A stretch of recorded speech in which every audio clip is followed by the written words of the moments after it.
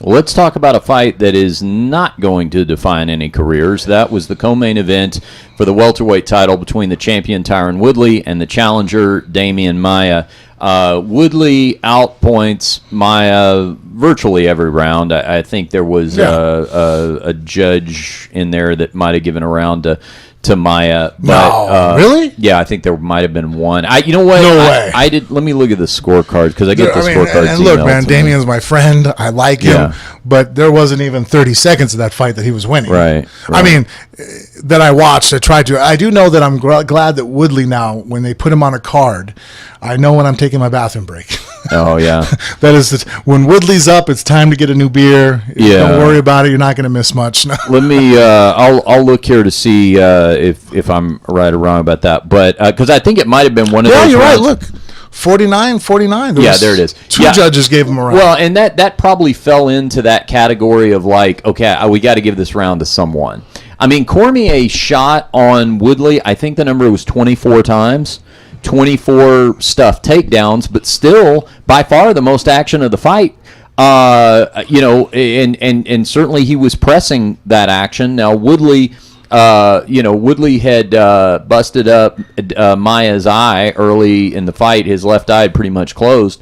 But as Dana White had pointed out, look, you're fighting a one-eyed fighter, a guy who's got one eye basically before the first round's over with. And there's opportunity to finish this fight from that point on if you're willing to take a risk. Now, Tyron Woodley's got a marketability problem because he is a guy. You look at a couple of different elements. Number one, phenomenally talented, but this is not a one-off for him. With what happened in this Maia fight. By the way, this fight broke a record for fewest punches ever thrown in a 5-round fight in the UFC, and broke it by a lot. I think he owned the last one too. Is that right? You know what? I didn't hear that pointed out, but that could be because I wouldn't be surprised because I mean, his last 2 fights with Wonder Boy. I mean, the first one was kind of exciting. Yeah. The second one was just horrendous. Right. And so, and that's to the point because it's not just that it's Maia's style and he's the best, submission grappler and you don't want to go to the ground with. I mean, he had the same problem against a striker like Wonderboy Thompson. So, you start saying, well, it's not going to be exciting if you fight the striker and it's not going to be exciting if you fight the jiu-jitsu specialist. I mean, you're quickly running out of options here for excitement. Now, he had a spectacular knockout of Robbie Lawler. That's how he took the title to begin with. But let me tell you something. Being in that arena last night, I don't know how much it translated over television. Majorly. I've never heard a reaction like that. It was the fans were, booing happens a lot, and half the drunks are doing it just because they don't know any better. It sounded like they were yelling boring. Oh my God! They were yelling that. They were chanting, "This is bullshit." I mean, it was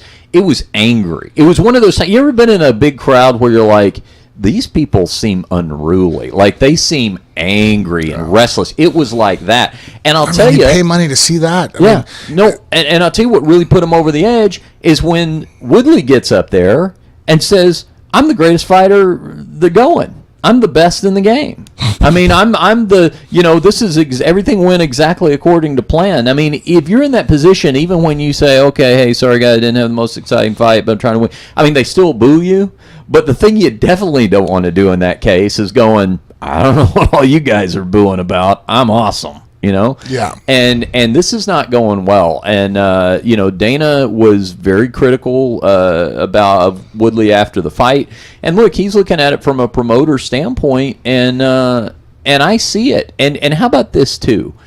And this is not Woodley's fault, but he looks like an action figure, Frank. And so what happens is when you put him against basically anybody else up on the screen and they're a casual fan who buys a couple of pay-per-views a year and their money spends just as good as the hardcore fan, and that person looks at it and goes, oh my gosh, this guy looks like a badass, and then you get that kind of thing out of it, that hurts.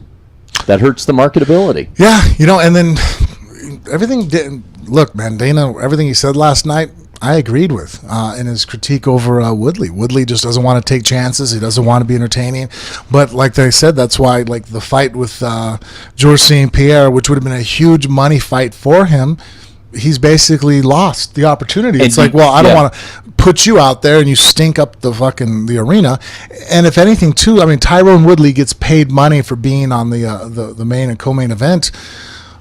I don't know if there's a rule that says that you have to have a title fight be on the main co-main event. I mean, I think the next one, go ahead and put him on the opening or something. Put him out there so people can kind of like, all right, well, you don't have to get here right at 7. Woodley's fighting, so start coming in about 7:35, 7:40, and his 5-round boring decision win will be over with. Man, I mean, I don't take any pleasure in it. I mean, I want him to, and he's so talented. I mean, that's the thing too. It's not like you're looking at a guy who go, well, he just lucked into this, and I've never really seen anything worthy out of him, but no, that's not the case at all. He's been awesome at times. His explosiveness is remarkable, but you got to be willing to do it. And he fights extremely safe. He does, and this is one of those things where it's like the UFC.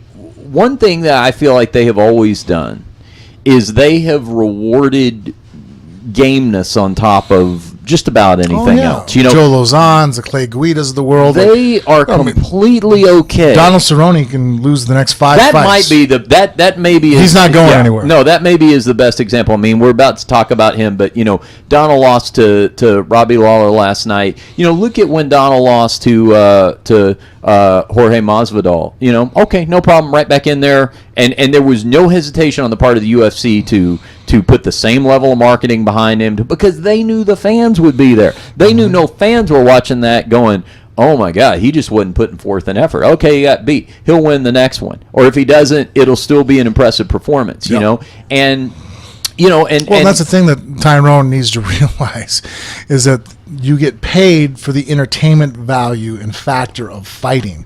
You can't sit there and just go, well, I'm winning fights. I'm like, well, if this was amateur and you're going for a gold medal in the Olympics, then absolutely, just win the bout. Do you know what I mean? But at the end of the day, this isn't. This is the difference between professional boxing and amateur boxing. And case in point, how many people are in the stands at a wrestling tournament? Yeah. That aren't related to the people that are wrestling. Okay? So, I mean, fighting combat sports has to be entertaining. And if you're not an entertaining fighter, this is what happens to you. You get fights starting to get pulled from you. And that's what's happening with Woodley is that, he's lost the support of the production of the UFC. Let's talk about a fight that is not going to define any careers. That was the co-main event for the welterweight title between the champion Tyron Woodley and the challenger Demian Maia.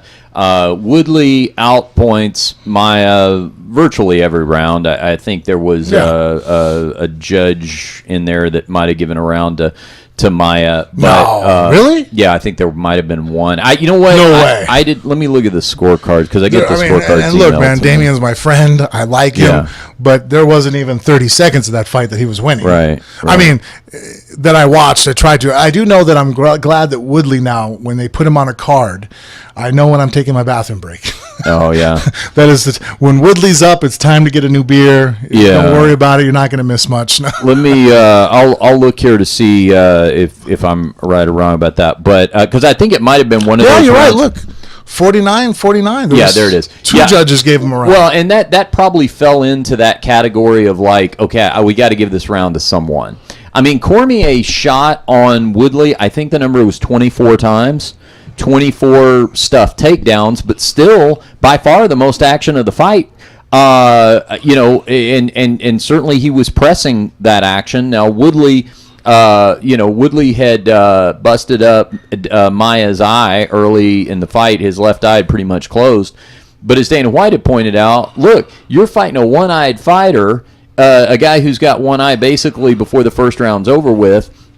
And there's opportunity to finish this fight from that point on if you're willing to take a risk. Now, Tyron Woodley's got a marketability problem because he is a guy. You look at a couple of different elements. Number one, phenomenally talented, but this is not a one-off for him.